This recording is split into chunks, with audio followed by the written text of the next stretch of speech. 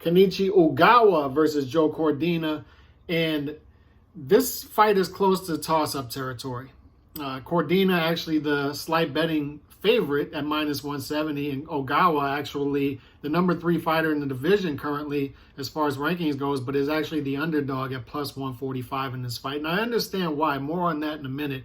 But if you look at the landscape of this division at 130, and this is for the IBF strap, by the way, Shakur Stevenson and Oscar Valdez are the clear 1 and 2 in the division. Herring was a guy who was around number 3, but Shakur Stevenson dispatched of him, and then it looks like Herring is off to retirement.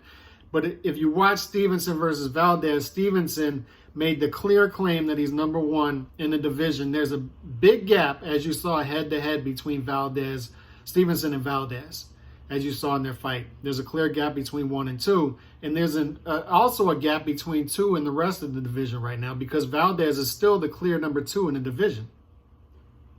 So fights like this are going to give us a better idea of what the picture should look like from 3 to 10.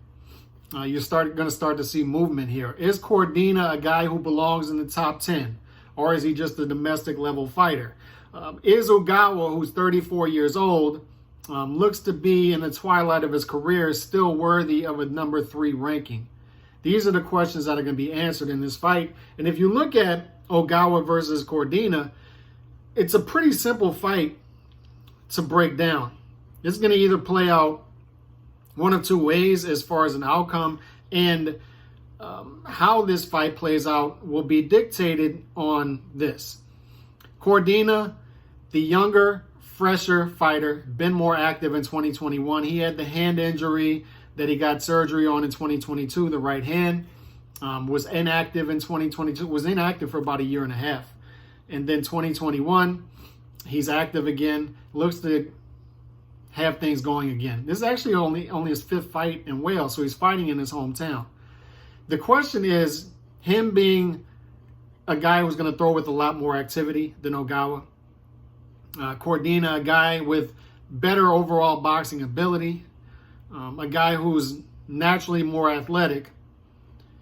He should, if he lasts 12 rounds, be able to win this thing pretty clearly on the scorecards in his hometown, with judges who will likely be favoring him a little bit in his hometown.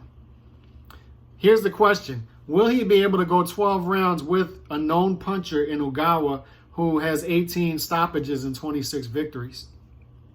Will he be able to go through that fire for 12 rounds? Because Ogawa is a big step up from what Cordina has seen in his career, he's basically been a domestic level fighter up until this point. So will he be able to take big shots from Ogawa and still win a decision victory? Will he be able to stay on his feet for 12 rounds? Will he be knocked down multiple times? Will he be hurt in this fight? These are the questions that we have, because there's a lot of unknowns here. How is Ogawa going to look against a younger and fresher fighter in the twilight of his career? And how is Cordina going to look against a guy who he's never seen talent level that he's seen from Ogawa, and he's also never been hit by shots he's going to get hit with against Ogawa? So those are the questions I have. Ultimately, if you look at the betting odds, Cordina by decision is the most likely scenario, Vegas is saying. He's minus 110. The next most likely scenario, to my point, is Ogawa by KO, which is plus 250. Vegas is saying that either Cordina is going to win by decision or Ogawa is going to win by knockout. Will Ogawa, while being outboxed in this fight, be able to get Cordina, land a big shot while he's trading with Cordina in order to neutralize this fight, which will be going the way of Cordina as the fight goes on? Will Ogawa be able to land a big shot, an equalizer, that's going to change the course of the fight? That's the big question that we have going into this fight. And that's why the Vegas odds are close to even, as nobody really gets a good handle as to what's going to happen in this fight. But a big step up for Cordina. Ogawa, he's looking to keep that IBF strap. He won it again last year after losing it. He won it against Tevin Farmer in 2017, but then lost it by a drug ban. Lost his belt off of a drug ban, and then he got it back last year, and he's looking to keep it. So we'll see if he's able to do that. But ultimately, I like Cordina by decision here. I just think that it's Cordina's time. It's his time to sink or swim, and I think he's going to swim in this fight, and I think Ogawa is sort of on his way out.